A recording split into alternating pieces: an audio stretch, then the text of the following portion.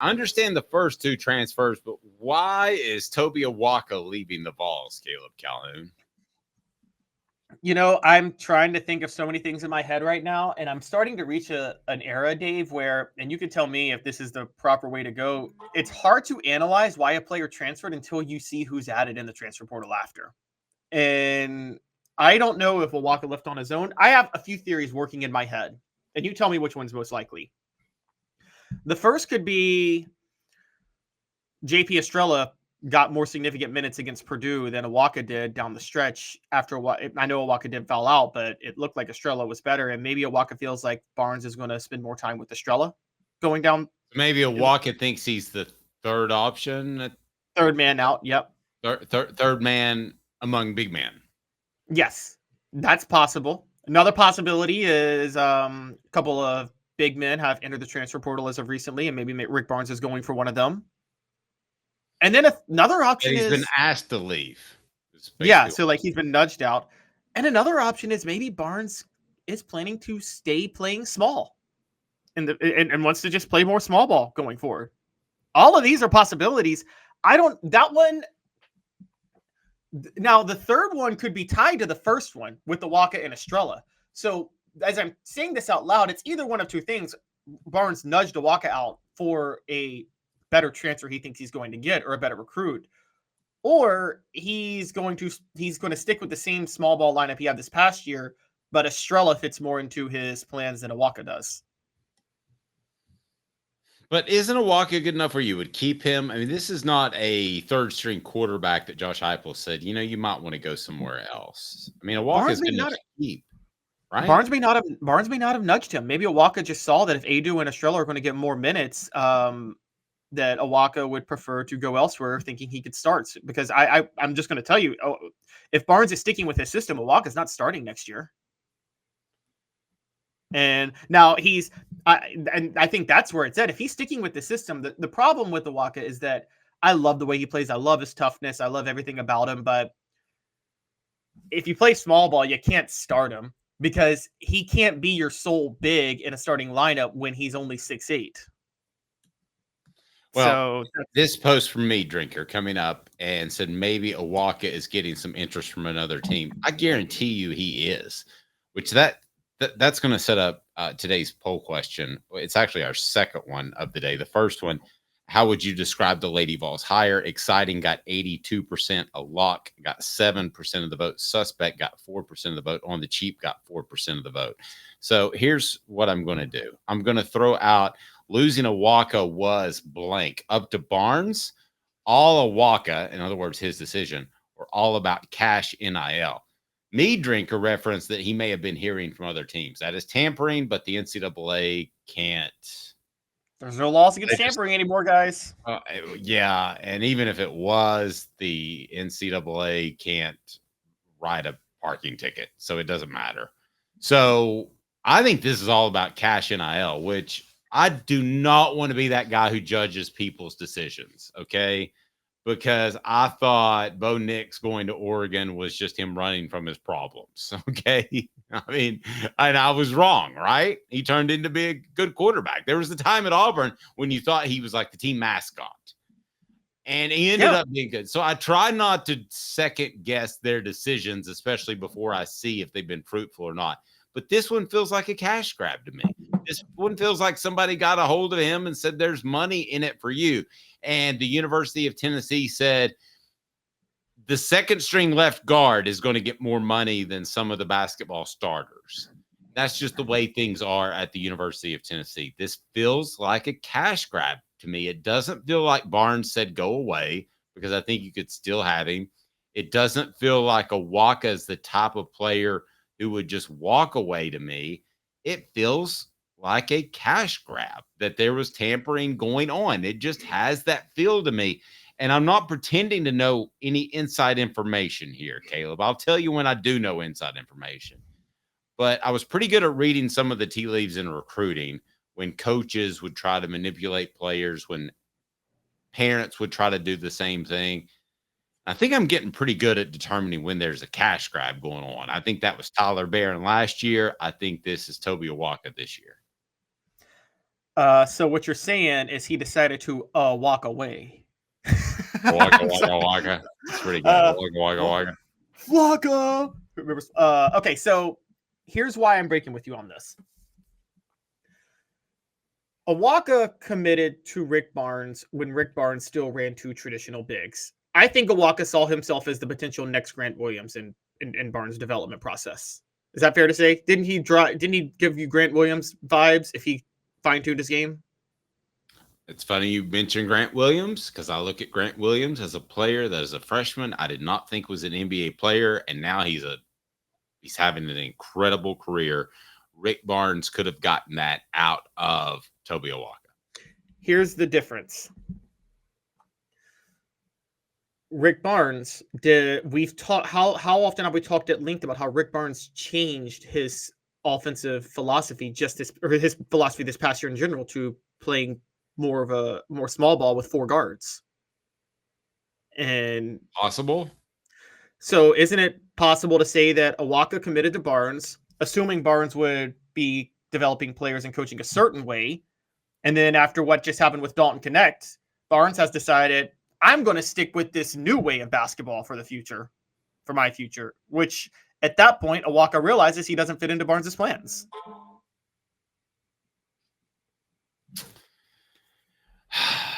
You're asking for a scenario that requires a player. I'm not judging young men, but the simple fact is you're more wise when you're in your 40s and 50s than you were in your early 20s, right, Caleb? I mean, that's just common sense. You're asking for a scenario in which Awaka either reads the tea leaves, hey, I'm not going to play, or Barnes tells him you're not going to play. And I don't think that's the case because I think he would have played. Is Barnes that honest to say your minutes are going to be cut somewhat because I'm going with a smaller lineup? You don't have to be that honest to be a good person. We all know Barnes is a good person. No, but I think Awaka saw himself. Here's what Awaka saw. Awaka saw his future as a guy, as the power forward that gets to play alongside Jonas Adu. And that was the perfect combination because Jonas Adu being there would allow Awaka to use leverage and become more of a force underneath the basket. The same way Grant Williams benefited from Kyle Alexander would be the same that Awaka saw with himself. Well, when he sees that he's only on the court when Jonas Adu is off the court, he's got to command all the attention. He doesn't have the finesse game. I don't think the development was there for him. I still think, and you can call me crazy, but I think football players do this too still. I still think there's a contingency of athletes that think about long-term, how can I develop my game? And how can I be developed? And how can I and is this system a fit for me? I mean, just to... No, that's more common in football, though, than in basketball. In basketball, you can develop your game. I don't think it's that uncommon in basketball. Well, no, in basketball, you can develop your game in a system that's not a great fit for you. Waka's a little bit unique. Just to give you an example, okay, you're Zach Edey. Matt Painter plays an inside-out game. Are you going to Purdue or Auburn? Are you going to Purdue or Alabama? You're going to Purdue because you know that Purdue is going to allow you to maximize what you can do. Awaka might actually go to Purdue. He would be a good fit there, funny enough. But that's what I mean. Rick Barnes was running that style of offense for a long time with two bigs, sometimes a third semi-big, like an Admiral Schofield. And it allowed for you to really fine-tune what you could do and emerge and develop and show off your game underneath the basket, even if you didn't have the right amount of height. Tom Izzo would be a great place for Tobe Awaka, funny enough. But the truth of the matter is, if Rick Barnes is going to continue this up-tempo small ball style, it's not going to fit what Awaka wants to do and how he wants to emerge. Okay. Rick Terry Jewelry Design. They want to be your jeweler looking for affordable game day jewelry. How about the Fire Opals, the Tennessee Tradition, rickterryjewelry.com, rickterryjewelry.com. All that being said, the guy can't stay in the dad blame game because he keeps getting in foul trouble. And obviously he's not one of Rick Barnes' favorite players because he didn't garner a start this year. And we know how Rick Barnes is when it comes to how you practice is whether or not you play. I mean, I think we can say right now, without having great insight into the program, that he's probably not one of Barnes' favorite players. I think Barnes likes him. I think Barnes is, again, I think because of what Barnes did, limited how much Tobe Awaka could play. I also think this. I'm not liking a dude that I can't get out there and stay on the court. Dave, I'm going to tell you this right now. I'm sorry. I've got a problem with that. Dave, I'm going to tell you this right now. If you had Grant Williams on this team and he was the sole big, he'd be fouling out every game too. The problem is Awaka is, because Barnes is playing small ball when certain teams slow it down and force you into your half-court sets, Awaka's just not big enough or not tall enough to be an effective post defender. So he has to be responsible for so much coming at him on the block that he's naturally going to draw some fouls. That's why JP Estrella was better defending Zach Edey, because Estrella had more length. No, wait now. Then it's girls basketball time. And I don't mean that as an insult, but let me tell you what that means. Brought to you by the Hemp House, the premier hemp dispensary online with a wide variety, great selection, and strict standards to ensure you only receive the best in CBD or Delta products. Hemp House Chat with 2Ts.com. Hemp House Chat with 2Ts.com. Use the promo code HOOKED for 10% off. Hooked for 10% off. You put your arm straight up and make him shoot over you. And maybe Zach Edey makes 90% of those, but you're a guy in there that needs to take up some minutes. So you don't have to jump. And there were a couple times where Awaka, I thought, specifically leaned over into his space. Awaka could have played better defense. This is not just getting outmanned. I'm saying, no, you were right, but I thought he would actually develop on that. But there is the other factor of, you see this in the NBA, the undersized power forwards, when you put them in the game, you got to have another big that can play under the basket. They can't. That, but I thought Estrella would be that guy. I thought it was a pretty neat matchup they had going forward. But see, they're keeping Adu, and Barnes isn't going to play that style next year. He's not going to have two bigs on the court at the same time. That's just not his thing. I guess with those two guys and the ability, again, you're talking about a guy who likes front court basketball, okay? That would be what I built the team around, the defensive presence of those two guys.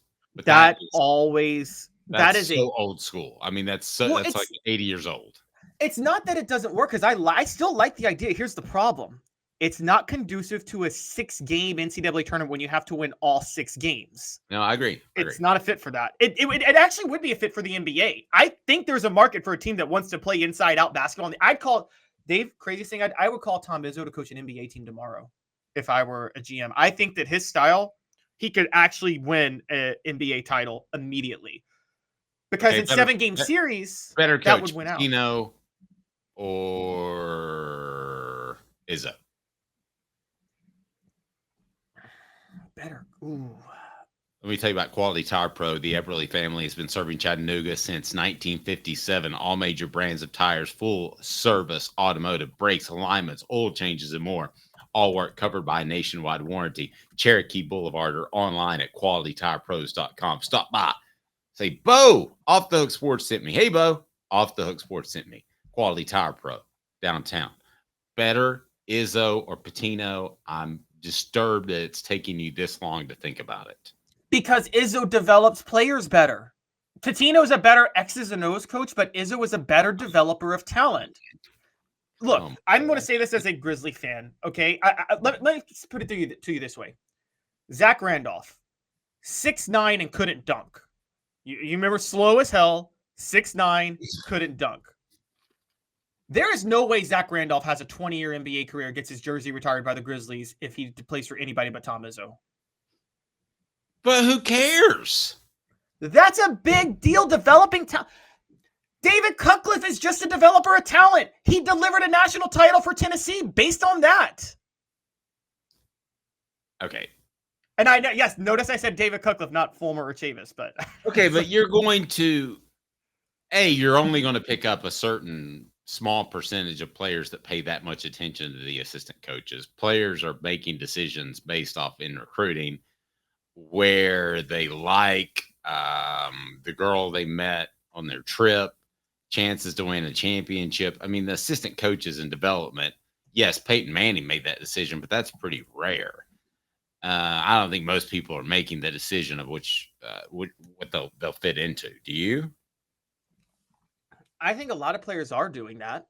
I think more than you would think are doing that, actually. Now, you're right. It's probably more. It's definitely more football than basketball. But with basketball, the head coaches are. You don't. If you were a 6'7", 6'8" big, just undersized enough and not athletic enough, would you not choose to go play for Tom Izzo? But you had NBA aspirations. Is Tom Izzo not the guy you go play for? If I'm looking at it that deep, I'm as much about Rick Barnes as I am Tom Izzo. If you're asking me who's the better coach, it's Izzo because he's got a national title.